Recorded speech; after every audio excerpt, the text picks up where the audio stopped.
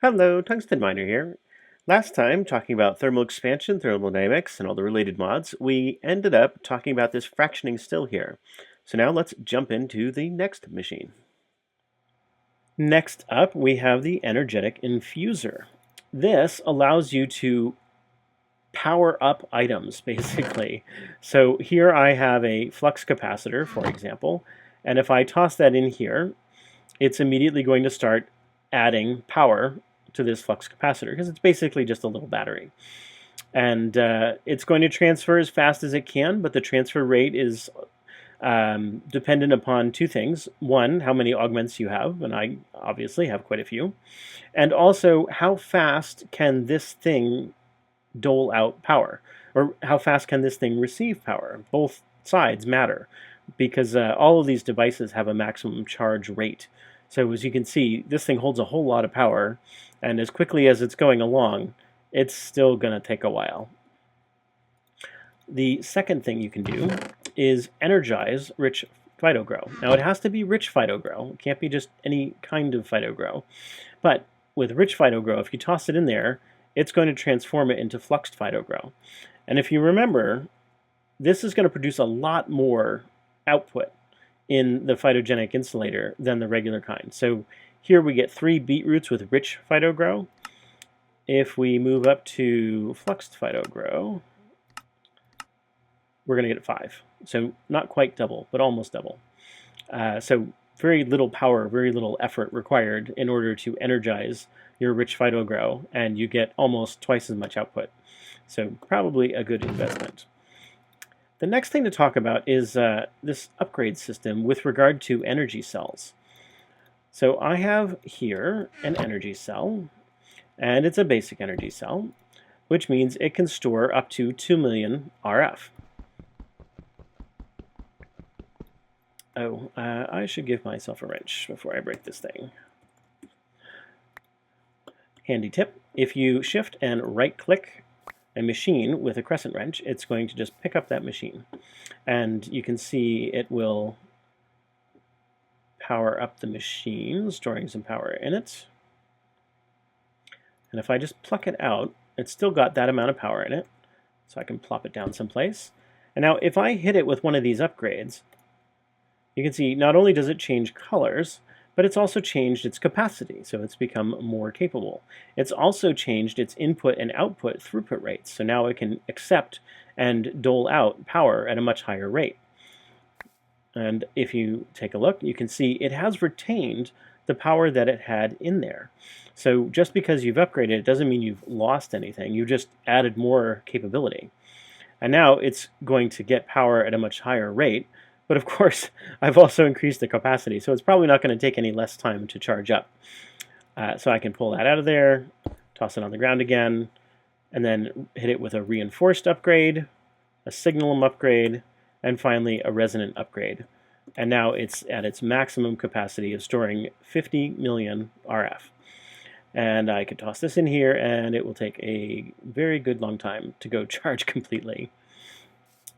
However, there's an answer for that. If you add the flux linkage concentrator, it allows you to charge up items much, much more rapidly at the cost of not being able to produce rich PhytoGrow. So we'll just toss that over there, or not to be able to well, I guess that's a bug. Allows for rechargeable items to be charged very rapidly, will not exceed charge rate, only one specialization. Huh. Well, I guess that doesn't limit its capabilities. I was misinformed. Anyway, so you can see here, we're charging up the item at a fairly decent rate. It's still limited by the device itself, but this is a good deal faster than what we were seeing before.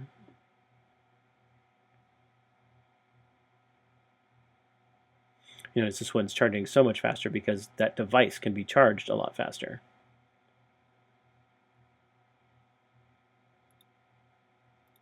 Anyway, you get the idea. I've got my augments, I've got this guy. Between them, that's about as fast as you can get. And of course, you can put in multiples of these because they are just ordinary augments, but this is a specialization, so you can only have one specialization per machine. And that's it for the energetic infuser. Here we have the glacial precipitator. Kind of a funny machine, but basically what it does is it produces frozen stuff. You can choose one of these three options, and each one is going to take a bucket of water. So if I grab my water bucket here, I'm going to change to creative mode so I can just fill this thing right up. Now this is the first time we're seeing this tank, so let's talk a little bit about how these tanks work. Basically, a tank is a device that is basically a lot like the energy cell, except instead of storing RF power, it's storing fluid of whatever kind you like.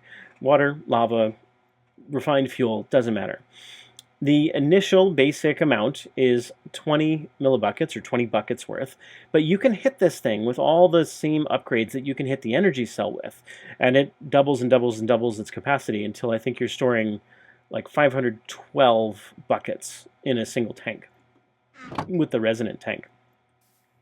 The other feature of these tanks is you can see on the bottom here, this little blue segment. That means blue is input mode and orange is output mode. So I always remember orange is out, oh, orange is out. So blue is in, which means this isn't letting its water go out because it's in input mode. Over here, I've configured this guy to allow input into its tank from above. So this machine is ready to receive input, but it's not, because this thing is not sending output. As soon as I whack it with a wrench though, just right click, it's going to change modes. And so now it's dumping its fluid into the glacial precipitator, which is very rapidly filling up a single stack of snowballs. Change that to snow, and now I'm going to get snow. Change that to ice, and I'm going to get ice. And that is literally all this thing does. But if you live in a hot climate and you need this stuff, you got access to water, a lot easier than marching huge distances to go find yourself some snow. And that is the glacial precipitator. Okay, this machine is the opposite of the glacial precipitator. It is the igneous extruder. It expects water and lava, and it will mix the two of them together to produce various kinds of stone. So, for example, let's do this first. Where's that wrench? I need that wrench back again. Here we go. I'm going to turn both of these into their output modes. So blue is input, orange is out. You can see our tanks are filling up here. And it's rapidly blasting away at producing cobblestone. It turns out these different settings consume different amounts of the fluid. And in this case, cobblestone consumes nothing at all, just like you'd expect, right? Two flowing lava and water blocks are going to overlap with each other and produce cobblestone in regular Minecraft physics, which of course means that neither source block was consumed in the process, and so the igneous extruder follows the same principle. Neither source block is consumed, so in this case, neither tank is reduced when you're producing cobblestone. If I'm producing regular stone, it's going to consume the water, and if I'm producing obsidian, it's going to consume both. And eventually both my tanks are going to run dry, and that's all we got. Now, we all know obsidian is kind of a nuisance to harvest, even if you've got a diamond pickaxe, and lava is pretty easy to collect, so having this machine can actually be really darn useful. Uh-oh, something just exploded, didn't it? Well, what exploded? That exploded. I kind of did that on purpose because I wanted to point this out. These pipes, these fluid ducts, are not suitable for hot fluids, only for cool fluids. So water is fine. Well, let's see what else is fine. Sap is fine, resin is fine, all things that are basically room temperature sorts of fluids. But anything that's like lava, very hot, or anything that's just come out of a magma crucible, for example, doesn't work with these kind of pipes. There's a different kind of fluid duct, hardened fluid ducts, these guys, which are useful for that instead. So, whoops, the recipe, oh bother, the recipe for these guys is to use Invar and hardened glass, which is a bit more expensive than the regular kind. In due course, I'll have a section specifically about all these types of things, but I figured this would be a great opportunity to demonstrate what happens vividly when you do this. Fortunately, the explosion is contained to just that one block. Over here, we've got some different augments that you can use. This pyroclastic injection means that water is not consumed.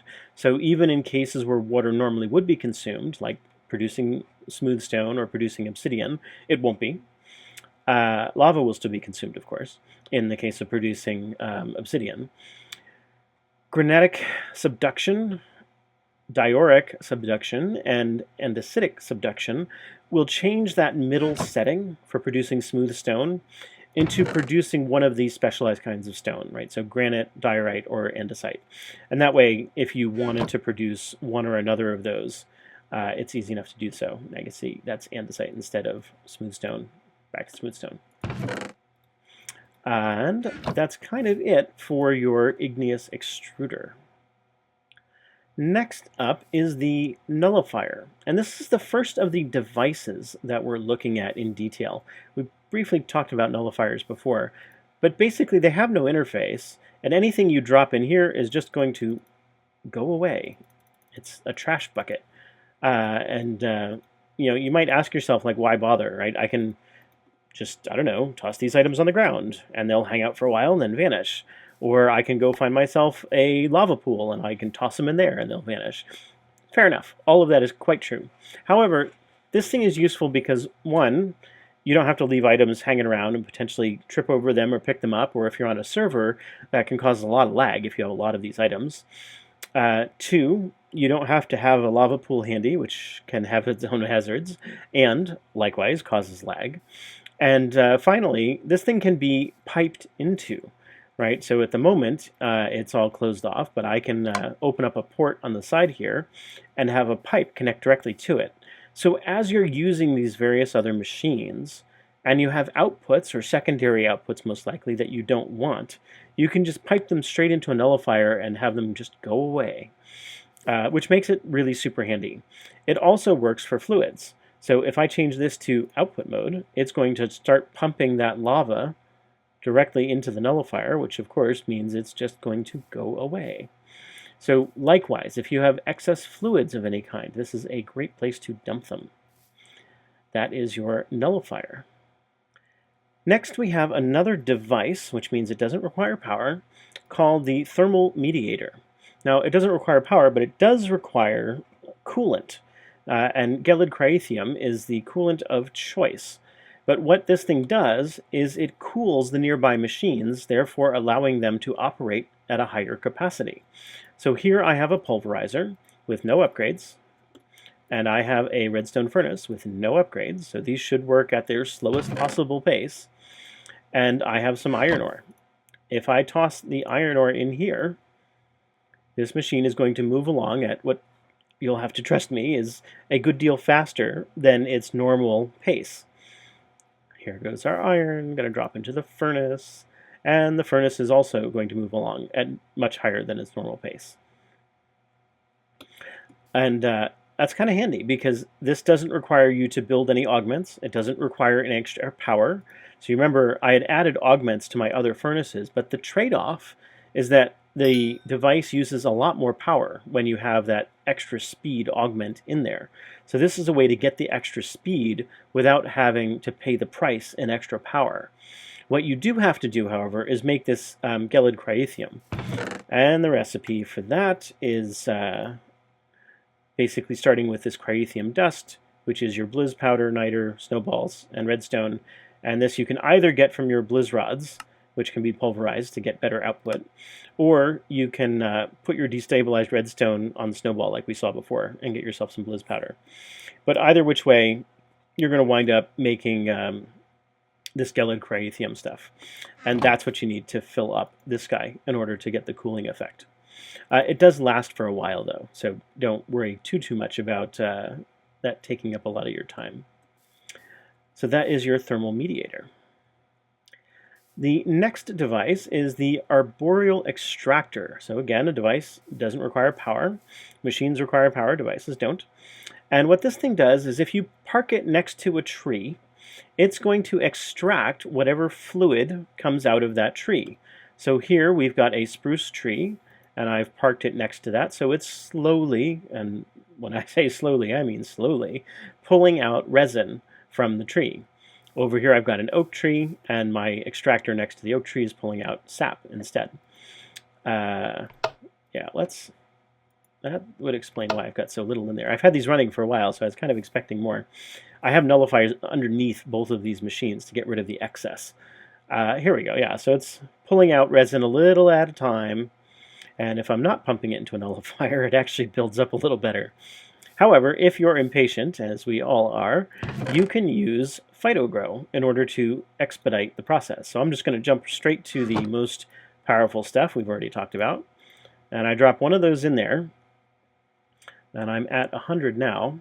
And I think the timing is the same, but the amount goes way up. So it might take a little while for this to take effect. But in the end, we're going to get a lot more than just 50 per cycle. Toss another one over here just to see.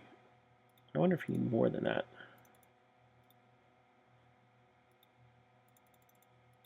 Probably not. Probably just takes a while. There we go. Now it's in effect. Yeah, we're already up to 400 over here. Yeah, up to 700. So instead of getting 50 per, we're getting 300 per, so 6 times. Just like it says. So, as we discussed with some of the other machines, taking the resin especially, yeah, now we're getting lots of it, you can convert that into tree oil through a couple of refining steps, and you can burn that in a combustion engine, which we will talk about later, and thereby produce yourself lots and lots of power, basically for free, if you're able to collect enough of this stuff.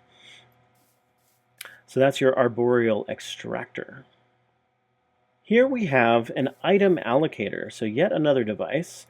And what this guy does is it bunches up its output. And it's only going to allow a certain amount to go out or a certain amount to come in. And it can pull things from a nearby inventory. So I've got all these gold nuggets in this inventory. And if I change my configuration to allow auto input, it's going to pull in a stack at a time and output them 9 at a time. That's relevant because I've got this guy here, which is in its storage mode. So it's going to take those, yeah, if I turn on auto output, it's going to send 9 at a time, which means I know I'm always going to get a whole ingots amount as these things are going out. So kind of useful as a buffer in your pipe systems in order to bunch things up into manageable pieces. So that is your item buffer. And that's it for this video. This time we have finished talking about the machines, the energetic infuser, the glacial precipitator, and the ignis extruder. And then we covered the devices, the nullifier, thermal mediator, arboreal extractor, and item allocator. Next up, we'll be talking about how to produce power. So going through all of the various dynamos that the mod adds to the game. So if you like this video, hit like. If you want to know when the next video is ready, hit subscribe, and I will talk to you later.